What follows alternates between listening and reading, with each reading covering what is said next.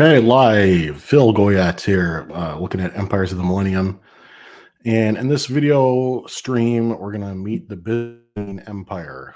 Okay, so I'm going to kick myself off here because you don't need to look at me trying to do stuff. And we're on the vassal module, and we're going to go through the Byzantines. I won't do it in the same manner as I did the Abbasids, where I did all the options on the primary and special actions. I'll just do this unique ones to the Byzantines themselves. Okay, so it'll be a lot shorter, hopefully. At starts, where are we at as the Byzantines? They're sitting pretty. So I did want to do this on the screen share. There I am again. So when I first started, there we go. That's a good one. Judith Heron's book Byzantium. I believe Heron is not sure where she teaches Byzantine history, somewhere in England. I just can't remember the university, but long career teaching about the history of the Byzantine Empire. Fascinating book, and kind of kills off this idea of the Dark Ages, or at least it did for me, because when you look at the Byzantine Empire, they're really at their height, especially where we're starting here around 750. They're in control of Sardinia.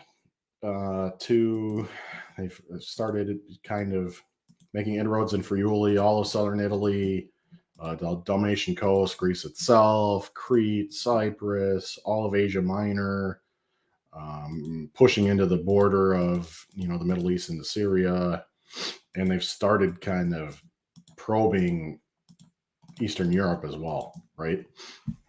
And I think if the game has the game doesn't have a superpower, but the closest we get are the Byzantines. They're the central empire in the game. They've got a lot of resources. They got a lot of work to do, but they start in a good position. And if they can generally maintain the position, you're going to do well with them, right? Okay, so Constantinople is the key to the empire. You've got 2 discs there to start. You can always muster a good number of cubes there if you're in dire straits. You kind of have to decide on your policy, which is what the empire did. Do you want to pursue Eastern Europe, or do you want to have an Eastern or an Oriental policy where you're pushing into the Orient? How many resources do you want to devote to holding Italy? Sicily itself is worth it. Do you want to make a push for Rome, which you could? Do you want to make a push for Jerusalem, which you could? Do you want to try and control the Mediterranean through the islands of the Mediterranean? You could do any number of these things. The question is, you can't do all of them. So which are you going to prioritize? So you need to think about what you're going to prioritize early on and try and stick to the plan, I think, is the best way to plan. Okay. In terms of their actions, we'll pop up the primaries. So you can see your primaries. They've got March. They've got muster. They have a different primary action called treaty. Okay, how the treaty works is it allows you to block campaigns in a location. So in a location where you have a hidden Byzantine cylinder, you're able to activate that cylinder and add a no campaign marker to the location, and you pay $1 to do so. What it's going to do is it's going to stonewall the advance of the other empires, right? So, and or if you got a key place like Cilicia is often key, Bulgaria, Thrace, Sicilia. You can, I don't know if I have a marker in this version of it. No, I don't. I do have a marker for it, but it's basically just plop a no campaign marker down there, and nobody can campaign there, including the Byzantines themselves. So it's a defensive posturing that allows you to kind of slow down the other factions based on where you have your cylinders. Okay, so that's something unique to the Byzantines. They build like anybody else, 3 cylinders to build. They subjugate like anybody else, so they can activate neutrals like anybody else. So that's sort of the primary wrinkle. The Byzantines have no raiding capability. So raiding is not going to be part of your toolkit. There are a couple of event cards that might allow you very limited raids, one of which might come in handy because in Epoch, we'll show you the leader. I think it's Epoch 5. You can raid into Kherson during that epoch. Byzantines did establish an outpost here in real life. in the Crimea, really. And by getting to Kherson, there's a special rule for that era, which allows you to block Norse raiding. Because by this time, the Norse are Russian. There's Russians who came from the Norse originally, but by that part of the game, that will have developed themselves down into Kiev and Rus and threaten Constantinople. So it can be a way to block that threat. But in general, you're not going to be raiding with these guys, naval or border raids either. Okay. The next, we'll look at special actions for the Byzantines and see how these differ, and they do have some uniqueness to them. They can campaign like other factions. However, you cannot campaign in the first two epochs of the game. So this is the first thing you want to think about when you're playing them. Is how are we going to handle the first two epochs as far as trying to control locations without the ability to campaign? You can do it. You're going to have to spam cubes and moving them around. Okay. And you also have to just be wary of, you're not going to be able to go on campaigns to get stuff back. Right. So that's a wrinkle to playing the Byzantines. They have the themata. Okay. That was what they just called like the administrative districts that they would create. They were military administrative districts. They would create them throughout. They started by creating them in Asia Minor to kind of give local leaders more agency in defending the outskirts of the empire. But so in the game, what the themata allows you to do is reorganize your cubes among controlled spaces. So you can move any Byzantine cubes among either A, adjacent Byzantine controlled spaces, and or B, Constantinople. What that means is you can always pull back to Constantinople from anywhere. So you could themata these guys. They're not adjacent on the islands out there. They're literally on an island. But you could pull them back to Constantinople. Okay, well, Sicily is adjacent to Calabria. But you can pull them back to Constantinople from Sardinia too. Or you can reposition them among adjacent spaces. So this encourages you to keep your empire in touch, right? Now, Italy's not adjacent to the stuff across the Mediterranean and the Balkans and Asia Minor, for example. So you got to keep that in mind. So you can shuffle around in Italy, but you can't shuffle, say, from Sicily to Hellas on this, okay? But you could pull this guy from Friuli all the way back through controlled Byzantine spaces and plop him in Armenia Con, okay? Another thing it allows you to do is muster a bunch of cubes in Constantinople itself and then spread them out. And you can do that within the same turn, right? So organization is one of your superpowers as the Byzantine. You can tax, works similar to the Muslim jizya function, but you have to control the province and you have to have Orthodox Christian religion there, and you have to have a hidden Byzantine cylinder there. Okay. If you have all those things, that's your recipe. And it has to be a province, so you can't do it in Constantinople. Then you can tax and fundraise there. So like Anatolikon, if we had a cylinder there, we could tax, flip the cylinder, and you would gain $1 to your econ by taxing. You also have to roll a d6. And on a roll of a 6, you have to add a revolt. So there is the potential of revolts occurring when you go to claim, collect extra taxes, which was a feature of the era for the Byzantines for sure. Mission works just like the Dawa does for the Muslim factions. You can change the religion in spaces. Byzantines have to do this. A lot of their victory points are based on expanding orthodoxy. They've got lots of targets in which to do it. You can try and build orthodoxy in southern Italy. You can build it through Eastern Europe. You can try and build it down into the Middle East. So Armenia, Transcaucasus. And then there are cards which allow you to work when the Norse get into the Rus in order to potentially convert the whole Rus itself. So lots of options for you, but the mission is going to be your bread and butter. And then you can do emissary like the other factions do, move your cylinders around. You can have a trade agreement. Okay. In a trade agreement, you need a location with a hidden cylinder, and you can't control that location. You activate your cylinder and gain $1.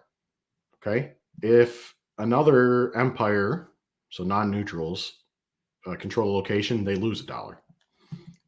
It's a small amount of funds that you can raise, but for example, if you've got under here you have one in Aachen to begin the game, so up in East Francia at the court of Charlemagne, you could do a trade agreement, and the Byzantines get the better of the trade agreement, so they get $1, and the Franks lose $1. Okay, just a very quick fundraiser or quick way to, in a small manner, to impact the finances of your opponents. And then the last option is the dynastic marriage. This allows you to remove cylinders from your opponents or neutrals.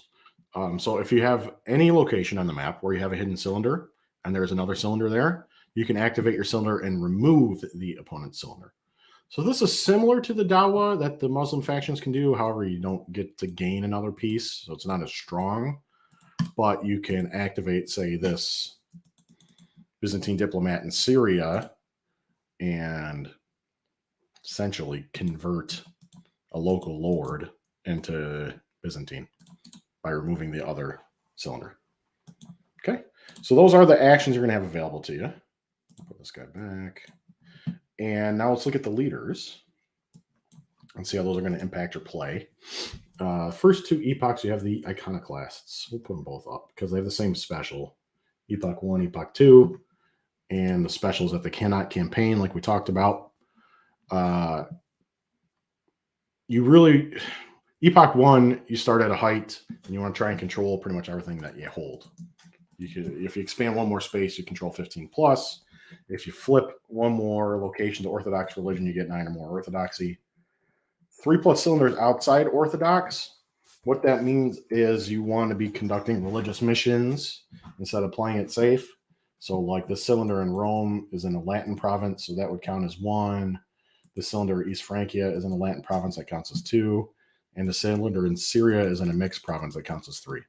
The difficulty with this is as you start flipping, if you move this cylinder from Constantinople on a mission to Bulgaria, if you're able to flip it toward Orthodox, or let's say Dalmatia, you could flip it to Orthodox in one mission, which is grand for meeting your Orthodox religious goal. However, the flip side of that is you just nerfed your 3 cylinders outside Orthodox goal, so you're going to have to march them again somewhere. And now they're activated, so they're more vulnerable. Okay, so you have to be on active missionary duty as the Byzantines, and that's generally throughout the game. You want to control Cilicia. This is like the border region between Asia Minor and the Middle East. It's hugely important throughout the whole game. It's your first buffer to prevent incursions on Constantinople from the Abbasids. Not really the Umayyads you have to worry about, but the Abbasids and Fatimids. It's just a vital region, so you have to always consider this in your thoughts. And then you want, that's it for Epoch 1, Epoch 2, then you need to worry about building your economy up. Okay, military is 2 dice. So while you can't campaign, if somebody campaigns against you, you still have a strong military. You can administer only 9, right? So what that means is you want to control 15 plus, but because of the iconoclasm that you start the game in, which is the dispute between the depiction of religious images, you have a hard time administering the empire because it's split. There's a civil war essentially going on based on the religious interpretation at the time. So you'll spread out, right? And you might, have 15 controlled spaces at the end of Epoch 1, but you can only administer 9 of them. So what you're looking at is, well, I probably will lose, my 3 islands. That brings me down to 12, and then, might start losing stuff in Italy. So you're going to be clawed back. You're going to spread out and then be clawed back in the end of Epoch phase each time. All right, so bear that in mind during the first 2 epochs of the game. Okay, so those are your first 2 leaders. They muster at 1, so just basic level of muster. But, the Byzantines always kind of have a muster bonus because they have the 2 discs in Constantinople. Then Epoch 3 is Basil the Macedonian. And I think it's basil, not basil, like the herb, although you might say the herb basil, depending on where you're from. Basil the Macedonian keeps most of keeps the same goals as the iconoclasts, but look, he's not under iconoclasm anymore, so now you can campaign, and he's a good military leader. So this is your time to start pushing and punishing the Abbasids for their expansion during the first 2 epochs of the game, or punishing the Bulgarians. or punishing the Franks in Rome. Okay, 3 mil, 12 admin, 1 muster, a very strong leader. The Byzantines have several. Okay, Epoch 4, you're going to get Nicephorus Phocas II, I believe is this emperor, and John Zimisces, a couple of Byzantine leaders. It was a bit of a upheaval time. Somebody said, forget Game of Thrones. They should just make a show about the Byzantine Empire. I think that's very accurate. It would be just as interesting, or if not more interesting, because it's real life. Here's one of the emperors being drowned in this depiction on the card here.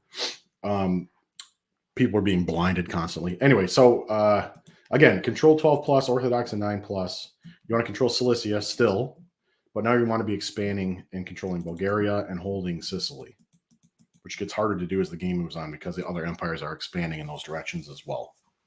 Okay, but again, 2 good military leaders. So your military is 3. Because of the slightly higher instability in this time period, the admin goes down somewhat, so you won't be able to control as much, and your muster stays at 1.